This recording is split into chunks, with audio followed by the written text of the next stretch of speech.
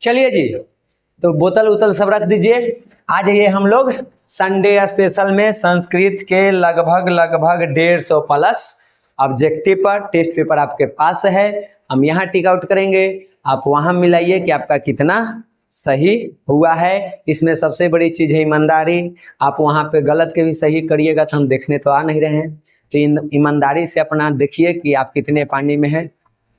हाँ, सुधार लीजिएगा, वो तो जरूरी है, लेकिन अपना ईमानदारी से गिनिएगा कि हमारा कितना सही हुआ है। इससे आपको अंदाजा लग जाएगा कि हम कितना तैयारी कर चुके हैं। तो चलिए आ जाते हैं। ऐसे इसको तो ग्रुप में इसकी आवश्यकता है ना, सबके तो मिलल है, कोई से भी इसको नहीं करना है। चलिए तो सीधे आइए क्वेश्चन पर। पहला क्वेश्चन तुमको पूछा गया है कि कन्यादान किस संस्कार में होता है? तो विवाह संस्कार में होता है। ठीक, बढ़िया बात। हाँ जी, जहाँ सही है वो सही कीजिए, जहाँ गलत हो रहा है तो गलत वाला ऑप्शन को काट के सही में टिक कर लीजिए अपन। ठीक, अब बाद में इसका रिवीजन करते रहिएगा। गृहस्थ के कितने संस्कार होते हैं? गृहस्थ में एक है, कौन सा? तो अभी वही है, कौन? विवाह जो है वो गृहस्थ में आता है। आप लोग अभी उस वाले में है, शिक्षण वाला में, उसके बाद गृहस्थ में जाइएगा। हाँ नहीं मैया, वहां कैसे पहुंचेगी? वहां तब पहुंचेगी जब यहाँ से विदा होके गृहस्थ जीवन में प्रवेश कर, मतलब कि परिपूर्ण हो जाएगी। हाँ मैया, नहीं, नीचे वाला कच्ची है। आप सीमंतोन्नयन के मतलब क्या होता है? जब आप पूरा पढ़ाई कंप्लीट करके घर जाते रहते हैं तो वहां पे सीमंतोन्नयन संस्कार होता है, जब आपको गुरु कुछ उपदेश देते हैं। वो चीज हो रहा है ना, तो कैसे कर रहे हैं? ठीक, आप लोग उसके ऊपर हैं अभी। अब उसमें एक है तुमको वेद आरंभ, तो आप लोग वेद थोड़े पढ़ रहे हैं, वेद के जगह कुछ और पढ़ रहे हैं, तो वही है। अब एक और दिक्कत हो ले, फोन हम फ्लाइट मोड में नहीं डाले हैं, कोई फोन ना कर देवे। संस्कार के कितने प्रकार हैं? तो संस्कार 5 प्रकार के होते हैं। टोटल संस्कार कितने होते हैं? 16 होते हैं। ठीक, लजा होम कर्म कांड किस संस्कार में होता है? तो विवाह में होता है। ठीक, पहले शिष्य वेदारंभ कहाँ करते थे? तो गुरुकुल में हम लोग करते थे। गुरुगृह कहो या गुरुकुल कहो, एक ही बात हो जाएगा। शैक्षणिक संस्कार कितने हैं, यानी शिक्षा से संबंधित? तो शिक्षा से संबंधित 5 है। 5 है ना? हाँ, तो टिक करो। हाँ, उसको अपना नंबर गिनते समय उसको मत काउंट करना, क्योंकि वो तो टिक नहीं किए तू, समझी? नंबर जब काउंटिंग करेगी तो उसमें उसको नहीं डालना ना, तरीका की गिन दे कि हमारे इतना सही होलवा। कौन शब्द सीमित रूप में व्यंग के रूप में व्यवहार होता है? तो संस्कार को आज व्यंग के रूप में लिया जाता है। कैसे? तू करिए कैसे? देखो, पहले के टाइम था ना कि लोग अपने गुरु को देखता था तो एकदम साक्षात दंडवत प्रणाम करता था, लेट के एकदम पैर पर गिर जाता था। तुम्हारे जो भी गुरु हैं रास्ते से जाते रहेंगे, तू तो एकदम लेट के उनका पैर पर प्रणाम करना, तो अगल बगल वाला क्या रिएक्ट करता है? सब हंसने लगेगा, मतलब तुम्हारा मजाक बना दिया। धोती पहले वाला जो आचरण है उसको अपना तो गलत मान लेता है लोग, उसको मजाक के रूप में देखता है। आगे देखो, सीमंतोन्नयन किस प्रकार का संस्कार है? सीमंतोन्नयन किस में होता है जी? शैक्षणिक में अंतिम है ये। ठीक, एक मिनट रुक जाओ, रुक। एक है समावर्तन, एक रुक चुप रहो। जन्म से पहले 3 संस्कार, गर्भाधान, पंशुवन और सीमंतोन्नयन। शिक्षा वाला में होता है समावर्तन, अंतिम जो होता है। ये आपके बोल के हमको कंफ्यूज करवा दिए। सीमंतोन्नयन ये पूछी थी कि हम सीमंतोन्नयन में हैं, वही कंफ्यूज हुई। समावर्तन होता है शिक्षा में, अंतिम जो है वो समावर्तन है। यहाँ पे कौन होगा? सीमंतोन्नयन। मास्टरों के उल्टी करवा दी थे। अंतिम शिक्षा संस्कार ले आ गया, क्या होगा? समावर्तनम हो जाएगा, ये सबसे अंतिम है। पानी ग्रहण किस संस्कार में होता है? हाथ पकड़ना, तो ये विवाह में होता है, तो यहाँ पे सी हो जाएगा। विवाह हो गया, पानी ग्रहण है। विवाह हो गया। चले आगे देखो, साहित्य ग्रंथों में केशांत संस्कार का नामांतरण क्या है? केशांत को और क्या कहते हैं? क्यों गोदान कहते हैं? क्योंकि इसमें गाय दान किया जाता था, शिष्य गुरु को गाय दान में देता था। भारतीय संस्कृति की अद्वितीय विशेषता क्या है? तो वह इसका संस्कार है। पंशुवन संस्कार कब होता है? जन्म के पहले होता है। जन्म पहले 3 गो है, जिसमें एक है तुमको पंशुवन। तो यहाँ पे प्राचीन काल में शिष्य को क्या कहा जाता था? ब्रह्मचारी कहते थे। तो यहाँ पे ये हो जाएगा। सप्तपदी कर्मकांड किस संस्कार में होता है? यानी 7 फेरा तो विवाह में करते हैं। एकदम सही, 1 घंटा के अंदर में खत्म। खानदान की रक्षा किससे होती है? तो अच्छे आचरण से आप खानदान की रक्षा कर सकते हैं। घर की लक्ष्मी कौन होती है? जो महिलाएं हैं, स्त्री हैं, वो घर की लक्ष्मी है। विदुर नीति से संकलित पाठ के नाम क्या है? तो नीति श्लोक। इसके लेखक विदुर जी हैं। किसके मंत्री थे विदुर जी? धृतराष्ट्र के। दोष कितने होते हैं? कौन कौन? नाम बताओ। तो देखिए लिखा हुआ है किताब में, निंद्रा, तंद्रा, भय, आलस्य, उसके बाद है तुमको 4 गो हुआ है। उसके क्रोध है। क्रोध है कि लोभ है? निंद्रा, तंद्रा, भय, क्रोध। क्रोध है, क्रोध है। एक है दीर्घ सूत्रता। देखो यहाँ पे आलस और दीर्घ से सूत्रता एक के में ले सकता है। आलस में भी होता है हम काम को टाल मटोल करते हैं, और दीर्घ सूत्रता में भी हम क्या करते हैं? काम के टाल मटोल करते हैं। आए करबई ना। ठीक, ये 6 दोष हैं जिसे हमको त्याग कर देना चाहिए अगर जीवन में उन्नति करना है तो। ये तीनों किसके द्वार हैं? नरक के 3 द्वार, काम, क्रोध और लोभ। नीति श्लोका पाठ के आधार पर सुख देने वाली क्या है? तो अहिंसा सबसे बड़ा सुख देने वाली चीज है। रूप, उसके बाद है रिक्त स्थान रक्षते। तो क्या हो जाएगा? रूप मृर्जया रक्षते। रूप की रक्षा स्वच्छता से होती है, मृर्जया से होती है। ठीक, आप स्वच्छ हैं, आप सुंदर हैं। परमा तृप्ति, सबसे ज्यादा तृप्ति किस चीज से मिलता है? विद्या परमा तृप्ति। विद्या से सबसे उत्तम तृप्ति मिलती है। निम्न से नरक के द्वार नहीं है। तो काम, क्रोध, लोभ नरक के द्वार है, और पुण्य जो है वो नरक के द्वार नहीं होगा। चलिए बढ़िया बात। क्षमा किसका नाश कर देती है? तो क्षमा जो है, रुक जाओ, क्रोध का नाश कर देती है। ठीक, सतत प्रियवादी लोग क्या कहलाते हैं जी? सुलभ कहलाते हैं। हाँ, दुर्लभ वो जो, अगर मान लो हम तुम्हारे बारे में बोल रहे हैं, वो कट्टू वचन है, मतलब तुमको सुनने में बुरा लग रहा है, लेकिन उस बात से तुम्हारा भला हो सकता है, और उसको तुम सुन के एक्सेप्ट कर रही हो, तो तुम दुर्लभ, हम भी दुर्लभ। हाँ, और अगर हम खूब मीठा मीठा तेरे बारे में बोल रहे हैं तो सुलभ व्यक्ति है। समझ गए? अनर्थ का नाश किससे होता है? तो पराक्रम से हम अनर्थ को भी अर्थ में ला सकते हैं। जो न होने वाला है उसको भी हम कर सकते हैं। नीति श्लोका पाठ में कितने श्लोक थे? 10 गो है। कौन 8 बोली थे? विनय किसका नाश करता है? अकृति का। यस, अरे रुके नहीं यार, क्वेश्चन। विद्या की रक्षा हम किससे कर सकते हैं? योग से, यानी कि अभ्यास से, प्रैक्टिस से। क्या हुआ? तो गलत यादें ना करेगी तो गलत ना होगा। मेगास्थनीज पटना किसके समय में आया था? तो चंद्रगुप्त मौर्य के। कहाँ से आया था? यूनान से। हाँ, और क्या कहते हैं इसको? ले, ग्रीक अंग्रेजी में बोलते हैं। ये वो किताब लिखा था, इतिहास में आपको लिए इम्पोर्टेंट है, इंडिका। चलिए इतने बात याद रखना है इसके बारे में। आए कहाँ बताइए? इसमें पाटलिपुत्र के बारे में पूरा बताया है कि यहाँ शासन प्रशासन कई सारी जानकारी है। मुख्य रूप से हम लोग उसी के रूप में इसको यूज करते हैं। पटना में कौमुदी महोत्सव कब मनाया जाता था?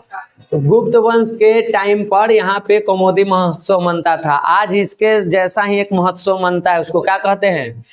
दुर्गा पूजा। क्या कहते हैं? दुर्गा पूजा, या इसको ही हम कह सकते हैं दशहरा। दशहरे में ना दुर्गा जी का पूजा होता है। ठीक। कौमुदी महोत्सव किस ऋतु में मनाया जाता था? शरद ऋतु में, यानी ठंडे के समय में। अभी देखो ठंडा के समय आवे वाला है। कट्टु निमतम काव्य के कवि कौन है? तो इसको लिखे हैं दामोदर गुप्त, राजशेखर नहीं। काव्य मीमांसा रहेगा तब। हाँ हाँ, मुद्रा राक्षस विशाखदत्त, सही बात। सरस्वती का कुल गृह कौन सा महानगर है? पाटलिपुत्र को कुछ ही बोल रहे आपके क्या बोलिए ना ना, अब पता ना क्या बोलिए, लेकिन हम कल में से कोई ना बोलिए। पाटलिपुत्र को सरस्वती का कुल गृह कहा जाता है। अच्छा बढ़िया बात है, तू तेज है। परिभूत पुरंदर स्थानम की संज्ञा किसे दी गई है?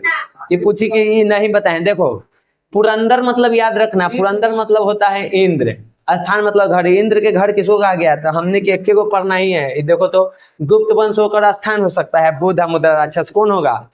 पाटलिपुत्र शहर। कहाँ हो? लौधिया जी खबा। गुरु गोविंद सिंह का जन्म स्थान कहाँ है? पाटलिपुत्र, पटना, कुसुमपुर।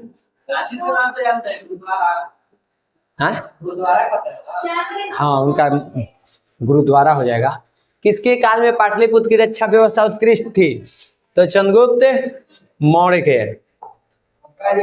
पाटलिपुत्र वैभवम पाठ में किस शहर का वर्णन है? तो पटना का वर्णन है। पाटलिपुत्र किस प्रांत की राजधानी है? बिहार की। पटना बिहार की। पाटलिपुत्र पटना की राजधानी है। वह पटना का इतिहास कितना पुराना है? 2500 वर्ष। ऐसी वहां से कर कही है भाई बहन, मजा आवे जाओ एकदम। एग्जाम आवे आवे तक इतना गर्दा कर देना ना कि ऑब्जेक्टिव ये वो ना छूटे। तो संस्कृत में रहेगा तो तू ऑप्शनवा से तो पकड़िए लेगा रे। अच्छा व्याकरण करवा ना रहे हैं, जैसे हम बता रहे उसे करे जाना ना। 40-45 होती आएगा ना। टारगेट ऐसा रख के पढ़ो ना कि 40-45 गो किताब से पूछा है तो एक को ना छूटे। ठीक। बनाना है तुमको 50 गो, कि आप 65 गो व्याकरण में से तुरंत से 5-10 गो व्याकरण नहीं बनेगा। इतना एकदम व्याकरण में कमजोर रहेगा। मतलब हमारी तैयारी ऐसा रहेगा कि 5 गो तू नहीं बना पाएगा। 5 गो तो तुमको टेस्ट देते देते याद हो जाएगा। क्वेश्चन बैंक सब देखते रहना, हमें से रिपीट होते रहता है। बस क्लियर। अभी करवा रहे हैं, अब कहेगा कि ना पढ़ाए हैं। पटना शब्द किस शब्द से बना है? पतनम से बना है। गुरु गोविंद सिंह किस धर्म के गुरु थे? सिख धर्म के। कैमे गुरु थे? 10वें या अंतिम, क्योंकि इसके बाद और कोई गुरु नहीं हुए हैं। पटना में गंगा नदी पर कौन सा है? गांधी सेतु पुल है।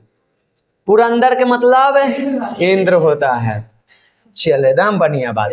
मैत्री की चर्चा किस उपनिषद में है? तो रुक जो पढ़े दे। बृहदारण्यकोपनिषद में। सुलभा का वर्णन कहाँ है? महाभारत में। क्या रामायण महाभारत में थी। वेदांत के मार्ग पर चलने वाली कौन सी ऋषिका थी? गार्गी।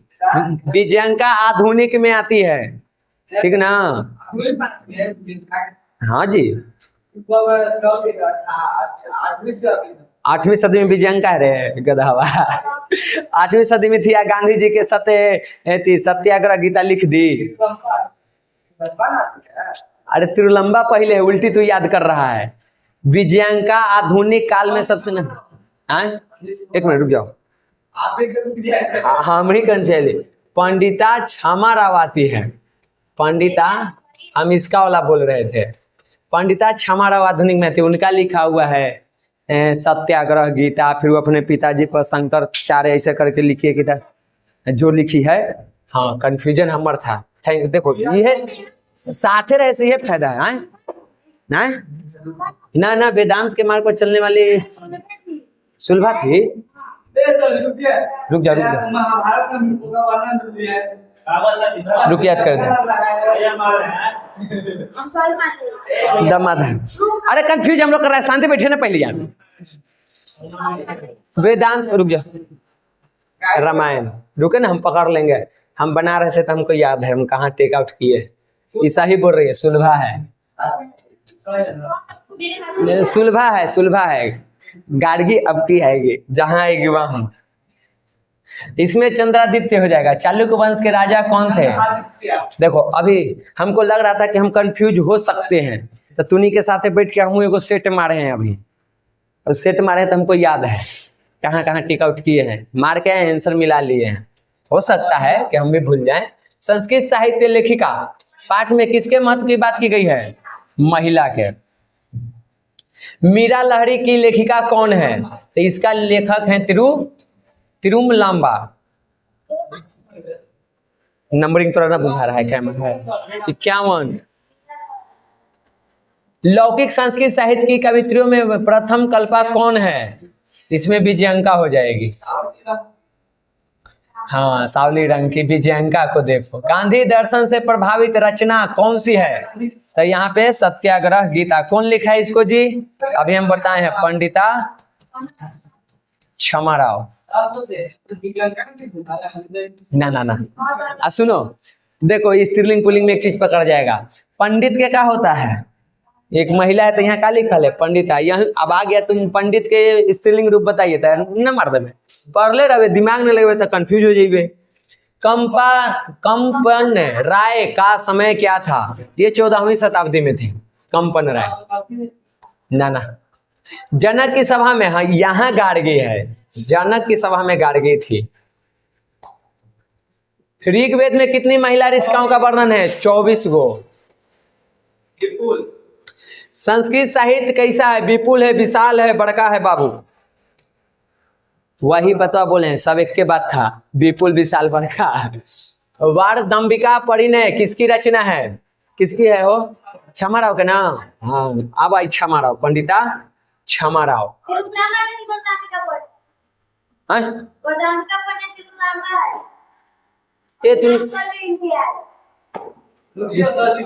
ये हमरो कंफ्यूज करवा दे रहा है सब हाल ही में।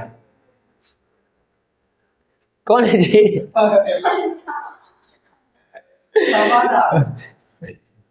कौन है? तिरुलंबा। चल तिरुलंबा है, तिरुलंबा है ना, तिरुलंबा है। अथर्ववेद में कै गो है जी? 5 गो। इहो में हमरा कंफ्यूजन है, 5 है कि 40 है? 5 है।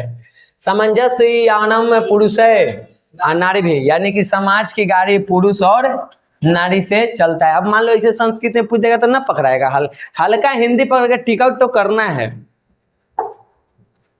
आलसशाला में आग किसने लगाई थी? आलसशाला के कर्मचारियों ने। आलस कथा पाठ में अहो कथमय कोलाहल किसकी युक्ति है? कि हल्ला काहे होता हो, पहला आलसी बोला था। मैथिली भाषा के कवि विद्यापति। आलसशाला में आग कब लगाई गई थी? जब सब आलसी, बाकी धूर्त जितना था सब सो रहा था तब। आलस कथा पाठ किस ग्रंथ से संकलित है? पुरुष परीक्षा से। तो लग रहा है कि आधे घंटे में खत्म हो जाएगा ना। आलसशाला कैसी कथा है? तो ये एक व्यंग्यात्मक कथा है। मिथिला के विशेश्वर कौन थे? मंत्री। घर में लगी आग को देखकर कौन भाग गए? धूर्त लोग जो फालतू में आके बैठल थे फ्री के खाएला। आलस कथा पाठ के रचनाकार कौन है? तो Vidyapati ji. Thinner than crescent के कौन है? एक के मास्टर से पढ़े के ये फायदा है, कोई से कोई में घुसा दे। इतिहास, भूगोल, राजनीति, इंग्लिश, संस्कृत, इतना में तो हम कहीं घुसा देंगे। आया था आये बचाल कति बचनानी वंक तू सुखनाथु मैं अरे बचाल कितना बोलता है सब मिला के बाद। कौन बोला था ये? चौथा आलसी बोला था, चतुर्थ। ढेर बोल बे। हाँ, बलाना उसका कथती कौन हो जाएगा? जननी। ठीक है। आलसशाला में कितने लोग सोए हुए थे? हम बाकी तो भाग गए ना। सबसे बड़ा शत्रु कौन है? आलस सबसे बड़ा शत्रु है, बाकी सभी शत्रुए है। मैथिली के अलावा किस भाषा में विद्यापति का स्वामित्व था? तो वे संस्कृत में भी लिखते थे। चारों आलसियों को कैसे भगाया गया जी? केस पकड़ के या बाल पकड़ के खींच के निकाला गया। किसके गीत देवता भी गा रहे हैं? भारतवर्ष के। एकदम मजे मजे है। भारत महिमा पाठ का द्वितीय श्लोक, तो पहला कहाँ से? सही बात है, टोटल के वो है। अच्छा, बढ़िया बात है। किस देश में देवता बार बार जन्म लेना चाहते हैं? भारत में। किसकी महिमा सर्वत्र गाई जाती है? हाँ हाँ हाँ, क्योंकि ऐसे ऐसे आ जाए ना तो पहले तो खूब नचवाई क्लास में निकल के। भारत की शोभा से कौन प्रसन्न है? ईश्वर भगवान भी प्रसन्न है। भारत महिमा पाठ प्रथम पद कहाँ से? विष्णु पुराण से। भारत महिमा में किस देश की महिमा का वर्णन है? भारत का वर्णन किया गया है। विभिन्न जाति और धर्म के लोग भारत में कैसे रहते हैं? एकत्व के भाव से, एकता के भाव से, एक होकर के। भारत महिमा पाठ में पुराणों से कितने पद संकलित हैं? तो पुराणों से टोटल यहाँ पे 5 है। 1 मिनट रुको, रुक जा। एगो विष्णु पुराण से एगो भागवत।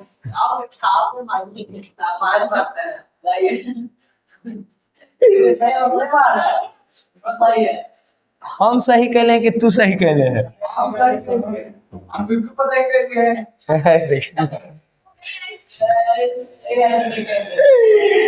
क्या क्वेश्चन गलती किए? 3 गो हो आए?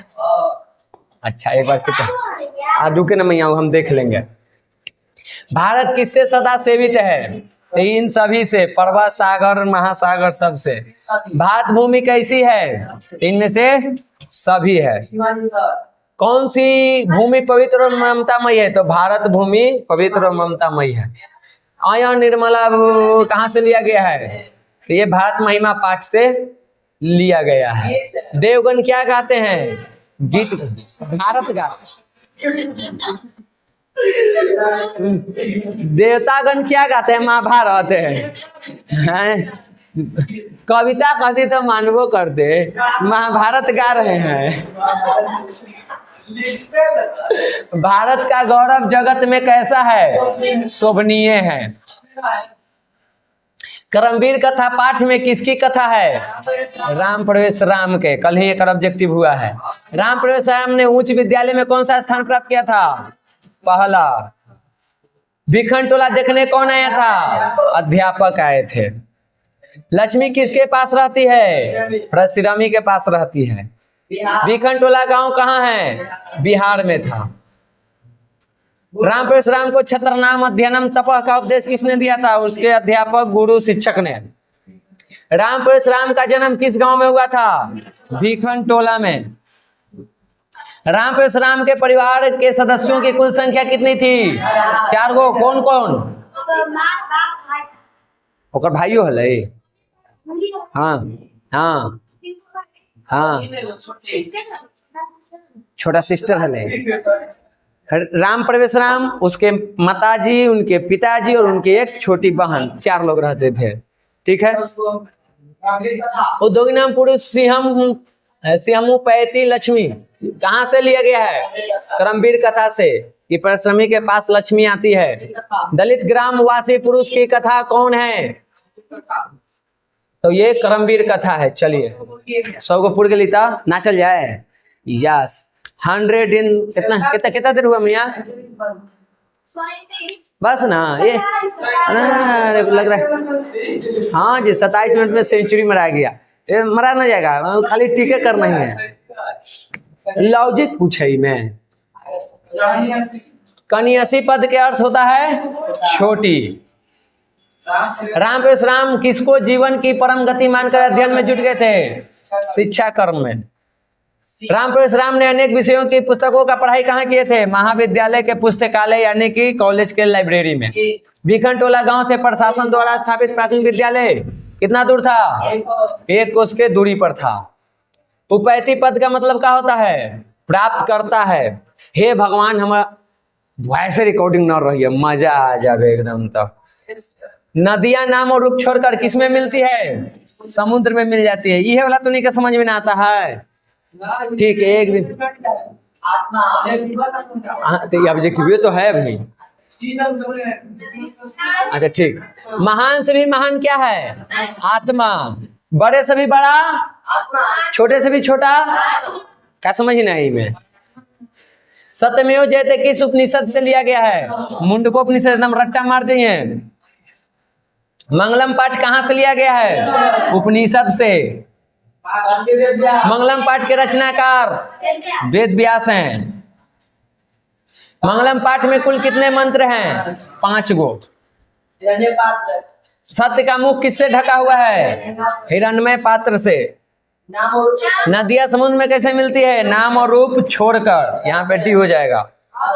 किसकी जीत नहीं होती है? असत्य की जीत नहीं होती है। सब बनैलू है, कहते कि ऑब्जेक्टिव समझ में ना आता है। अब पहले ही बताओ, सब बताइए, बता देते हैं करा कि ऑब्जेक्टिव समझ में ना आता है। कुछ समझ में ना आता है।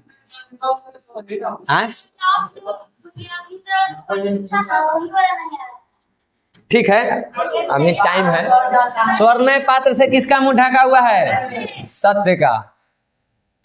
अतियति पद का अर्थ क्या होता है? पार कर जाता है। ऋतस्य पद का अर्थ होता है सत्य का। ये सब के आज मिलेगा तुमको। किताब जो है ना, किताब के पीछे शब्दार्थ लिखा रहता है, वहां मिलेगा ये सब। लेकिन वहां अथा है, कितना ही याद करेगा, है ना? तो कामे भर। उपनिषद के रचनाकार वेद व्यास जी। देवलोक का मार्ग हम लोग सत्य से प्राप्त करते हैं। किसकी जीत होती है? सत्य की जीत होती है। महा और इस, यहां से आगे आप लोगों को व्याकरण देखो। महा और इस मिलके क्या बनता है? महेश बना। यानी आ और ई अगर पूछ देवे कि आ प्लस ई बराबर क्या, तो ए। ये हिंदी में पढ़े हुए हैं। हिंदी और संस्कृत में संधि एक के है। याद रख लो, काम हो जाएगा। 5 नंबर के तो तू यहीं से पूरा कर लेगा। आगे बढ़ जाए ना। नगरे अस्मिना, तो देखो ए पहले से है और अ भी है, तो इसलिए यहाँ पे जनते का होगा ऐसा रहेगा। अगर ए की मात्रा और अ दोनों आ गया है, अभी याद रखने वाला है, शब्द भले बदलेगा। अगर आय आयल है, नहीं ए ना है, आय नहीं है, ए आया हुआ है, अब प्लस में अ भी आया हुआ है, तो याद रखना ऐसा चिन्ह तुमको आएगा। यही छोटी छोटी बातें याद रख करके काम कर लेना है। पर तत्र प्लस एक है, तो अ और ए एक मिलके क्या बनेगा? एम बनता है। तो यहाँ पे क्या हो जाएगा? अ प्लस ए मिला तो बना ए। समझा? क्व जोड़ अपी, तो देखो क्व के अंत में क्या है? अ की मात्रा है, प्लस फिर यहाँ पे अ है। अ का बनता है? आ की मात्रा कहाँ है? गायक। इसमें याद रखना, देखो बुआ, अगर तुमको आयल है, कौन रहेगा? हाँ ए रहता है, ए। अब प्लस में तुमको आ गया अ, तो यहाँ पे यहाँ इसमें हो जाता है अय। तो अय नहीं, आय। ये है ना? हाँ रे, तो सी वही बता। गे को पढ़ो, तो गे में क्या चीज के मात्रा आ रहा है?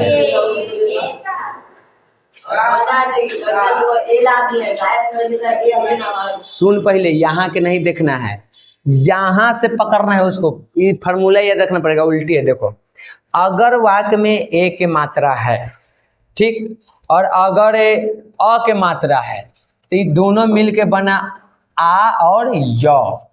ठीक, अब देखो यहाँ पे इसमें से किस में ए की मात्रा है?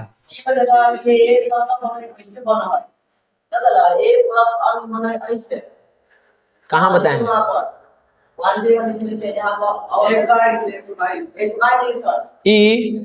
ई में ए है कि ए है? पहले ही देख। हाँ रे 22 देख। इसमें इसमें तुमको अंतर ना बुझा रहा है जी। ये आए है और ये ए है, तो इसके वाला में तो बताइए कि कैसन बनेगा। इस वाले का क्या बनता है? आय बन गया। समझ गया? हमरो कंफ्यूज कर देता है। समझो यहाँ पे। तो आय बनेगा, तो देखो तो इसी में ना है एक मात्रा, और कहीं एक मात्रा है नहीं है, कौन हो जाएगा ये बोला।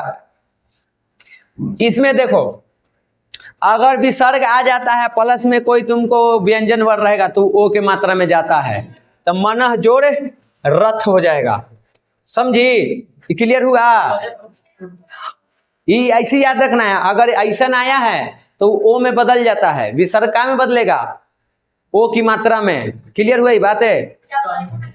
हाँ, अब देखो यहाँ पे उसी आधार पे यहाँ दे दिया मनः जोड़ रंजम दे बोले का होगा, तो ये बोले हैं विसर्ग है प्लस में यहाँ पे आया है तो क्या हो जाएगा ओ के मात्रा लेगा। देखो इसमें ओ के मात्रा कहाँ है, सी में नहीं ओ, ठीक एक मारेंगे, ठीक है देखो समझो, अब ओ के मात्रा यहाँ भी है, ओ के मात्रा यहाँ भी है और ओ के मात्रा यहाँ भी है, तो अब उसी हिसाब से तो तीनों होगा।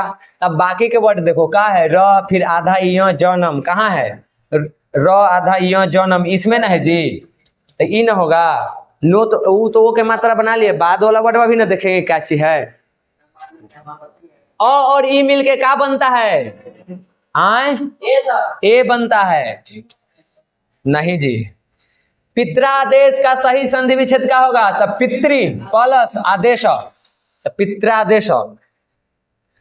रविंद्र में तो देखो संधि में बताया गया है कि अगर तुमको आ गया ई अब प्लस में फिर आ गया ई, तो ये दोनों मिलके बन जाता है दीर्घई, ये हर्षवई है दोनों मिलके दीर्घई। तो देखो तो यहाँ पे दीर्घई है, यानी संधि विच्छेद में दोनों के दोनों ई वाला ई के मात्रा होना चाहिए। यहाँ दीर्घई इसमें है तुमको हर्षई, लेकिन इधर दीर्घई आ गया, इसमें देखो इधर भी दीर्घई इधर भी, सॉरी हम उल्टी बोल रहे हैं, यहाँ भी हर्षई है और यहाँ भी हर्षई है। क्लियर हो रहा है? समझो पहले देखो बढ़िया समझ, संधि पढ़ेगी तो उसमें बताया गया है कि अगर हर्षई है, पहला अक्षर के अगर कुछ लिखे हम उसका अंतिम में हर्षई की मात्रा आ रहा है और दूसरा वर्ड के पहला आ रहा है तुमको हर्षई, तो दोनों मिलके क्या बन जाता है दीर्घई। अब तुम वाक्य में देखो यहाँ पे क्या चीज की मात्रा है, ये जो वी लिखा हुआ है तो ये वी बताओ हर्षई वाला वी है कि दीर्घई वाला, हर्षई वाला, तो यहाँ से तुमको हर्षई मिल गया। उसके बाद ये क्या है, हर्षई है, ये दोनों मिल के दीर्घई यानी कि ऐसे भी बनेगा आए। तो यहाँ पे ऐसे ना पूछा है, यहाँ पूछ दिया ना कि रविंद्र के संधि विच्छेद करिए, तो संधि विच्छेद करके अगर मान लो हम यहाँ पे दीर्घई लिखेंगे, क्या ये सही है? दोनों में हर्षई ना होना चाहिए, ये दोनों तो कट गया, कोई दिक्कत है? ऑप्शन छांट रहे हैं, यहाँ तक समझ में आया? इसमें देखो इसमें यहाँ हर्षई तो है लेकिन दूसरका में कौन सी है, ये भी कट गया, हर्षई आ गया, कौन होगा ए। ये वाला में टाइम लगेगा सेंचुरी मारे में, ई में हो जाएगा देखो ये ऊपरे र बन जाता है तो इसका हो जाएगा ये राजर्षि हो जाएगा। इसका जो सही जवाब है वो ये हो जाएगा, जाके वो र के रूप में ले लेगा तो क्या हो जाएगा राजर्षि। एक बार आप लोग संधि विच्छेद वाला नोट्स वगैरह भेजा हुआ होगा ग्रुप इस सब में दिए होंगे ना, तो फिर से भेज दिया जाएगा, उसको आप लोग एक बार पढ़ लीजिए, समझे। पो प्लस इत्र तो बन जाएगा पवित्र। देव जोड़ देवेश है, तो देवेश में देखो क्या होगा, एक होगा तुमको देव और दूसरा हो जाएगा तुमको इस, ठीक।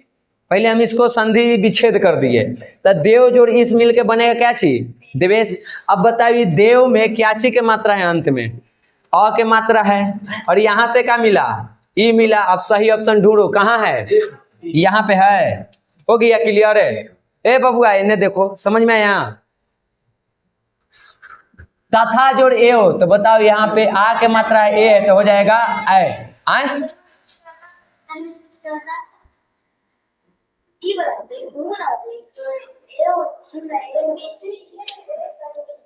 देव जोड़ इस होलई आए, देव जोड़ इस ना है तो कौची होते, एक मिनट रुको, तो ये यहाँ गड़बड़ होगा, ऐसे इस होगा यार, ऐसे इस होगा, अरे बड़ा गलती हो रहा है हमारा से रे संस्कृतवा में। हैं ना हमरा संधि विच्छेद करे में गलती हो गया। देव जोड़ इस होता है तो देवेश होता है, तो यहाँ पे अ और ई होगा ए। चलो ई वाला में कोई दिक्कत है? ई समझ में आया है? इसको बताइए, मिट्टी किए थे जी कल है। इसको देखिए, परोपकार का से बनेगा, तो देखो परोपकार के पहले हम संधि विच्छेद करते हैं। पर जोड़ उपकार होता है आए, तो बताओ पर में क्या चीज के मात्रा आएगा? अ के मात्रा आया, और यहां से उ के मात्रा आया, तो अ और उ कहाँ है? यहाँ है। ये सही हो जाएगा 135 के ए। शिव छाया, देखो इसमें एक ट्रिक तुम याद रखना, अगर छाया के साथ संधि करना है तो सीधा याद रखना वाक्य में जब बनेगा तुम्हें आधा च इसे लग जाएगा, आगे का है उसको छोड़ दो। हाँ, अगर छ के समझो, पहले छ के किसी वर्ड के साथ तुम संधि कर रहे हो यानी आपस में जोड़ रहे हो, तो वाक्य में आधा च रहना चाहिए। देखो तो कहाँ आधा च है, समझ गया? आए ठीक है, इसमें भी है। अब वडवा दूसर को तो देखो क्या चीज है, दूसर का में सीवी है, ई सीवी है। अगर यहाँ सीवी रहता तब कौन होता? ई वाला होता, लेकिन यहाँ शिव ना है, तो शिव ज्यों का त्यों रहेगा, एगो च जुड़ के छाया हो जाएगा। इसी का जब मान लो ऐसा वर्ड के संधि विच्छेद कैला कर दे देवे कि बताइए ऐसा के संधि विच्छेद का होगा, तो उसमें च गायब रहेगा। कैसे यहाँ च गायब है? मान लो ये दे देता क्वेश्चन, इसको बना देता आंसर, तो क्या करते? च देखते कौन में च नहीं है, संधि विच्छेद 4 गो ऑप्शन में रहता, जेकरा में च यहाँ नहीं रहता उसमें हम टिक कर देते। समझ गई? अभी ऐसा ना होगा, आज न होगा तो आगे होगा। अब आगे आप लोगों को उपसर्ग। उपसर्ग किसको कहते हैं? जो किसी शब्द के आगे लग करके उसके अर्थ को बदल देता है। इसमें दोनों शब्द का अपना अपना अर्थ होता है, उपसर्ग का भी और जो मूल शब्द होता है उसका भी। तो हम लोगों को आगे वाला ढूंढना है। कह रहा है परा उपसर्ग के योग से कौन सा बनेगा? तो देखो इसमें तो कहीं दोनों में परा है नहीं है, इसमें भी नहीं है। परा है कहाँ? कुछ सोचना ही नहीं, परा एक के जगह है, ठीक एकदम पौड़े है। उप उपसर्ग से कौन सा शब्द बनेगा? तो इसमें कहीं उप दिख रहा है? कहाँ है? ऐसा आएगा तो 5 गो तू टीका 10 गो नहीं कर सकता है ग्रामर से, हो तो गया। प्र उपसर्ग से कौन सा शब्द नहीं बना है? नहीं बना है पूछ रहा है। तो देखो तोड़ो, तुम इसको तोड़ेगे तो बनेगा तुमको प्र जोड़ भाव, दोनों के अपन अपन अर्थ है। इसको तोड़ोगे तो बनेगा प्र जोड़ देश, अपन अपन भाव है। इसका नहीं, इसको में तोड़ोगे तो इसका भी बन जाता है क्या चीज? प्र जोड़ गति, दोनों के अपन अपन अर्थ है, लेकिन इसका नहीं होता, इसलिए इसका ये जवाब हो जाएगा। समझ गई? अब तुमको पूछ देगा कभी कि बताइए प्रगति में कौन सा उपसर्ग है, तो आप नहीं बता सकते हैं। प्रदेश में कौन सा उपसर्ग है? यहाँ तक कि ये हिंदी में भी आपको पूछ सकता है, यानी दोनों जगह फायदा। कुछ हिंदी और संस्कृत दोनों के मैच करता है। वी उपसर्ग कहाँ नहीं है? यहाँ पे एक चीज याद रखना, मॉर्निंग में दांत झड़ जाएगा। यहाँ सीधे सीधे तुमको देख रहा है कि वे है। इससे एक चीज हम ऑप्शन से सीख गए, क्या? अगर कहीं आधा व और यह आयल है तो उसमें कौन सा उपसर्ग रहता है? वी रहता है। ये एकदम याद रखना, ठीक। कहीं भी अगर आधा व लग के उसमें यह है और पूछे उपसर्ग का है तो उस शब्द का उपसर्ग क्या होगा? वी होगा। समझ गई? अनुपसर्ग बताइए।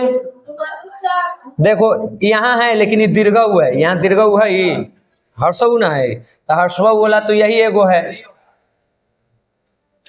सम का उपसर्ग क्या है? बताओ।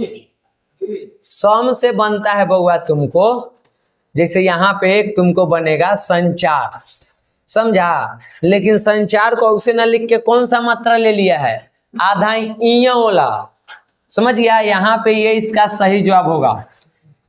अगर इसको शुद्ध लिखना चाहो तो कैसे लिखा है? जैसे हिंदी में ये ऐसा नहीं कि गलत लिखा हुआ है, ये संस्कृत के वर्ड है और ये हाँ हिंदी के संचार लिखे हुए हैं। तो जब हिंदी में आएगा ना तो इया नहीं आएगा, ऊपरे का बन जाता है? सम को ऊपरे बुंदा दे देते हैं। समझ गई? क्लियर हुआ? हाँ, तो ये याद रखना। कि परा से क्या बना है? अभी में कहीं तुमको परा दिख रहा है? एक के जगह है, ये है। प्रोपसर्ग के योग से कौन सा शब्द बनेगा?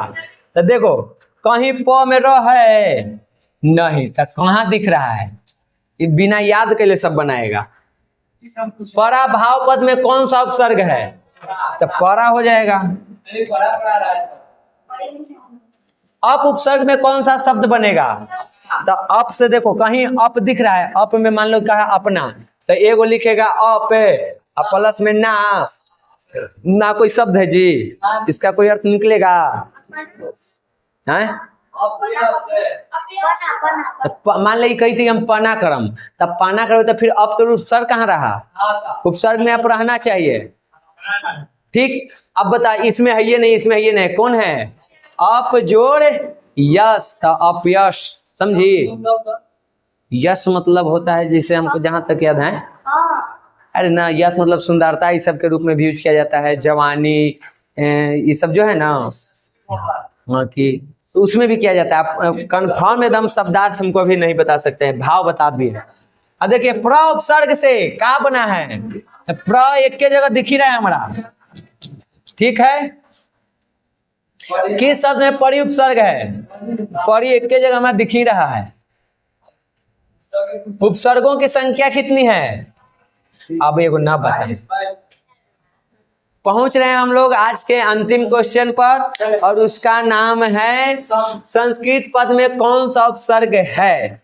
तो संस्कृत में हम पीछे पढ़े हुए सम से बनाए थे अभी हम लोग संचार, तो सम हो जाएगा। तो 150 क्वेश्चन का सही उत्तर है सम।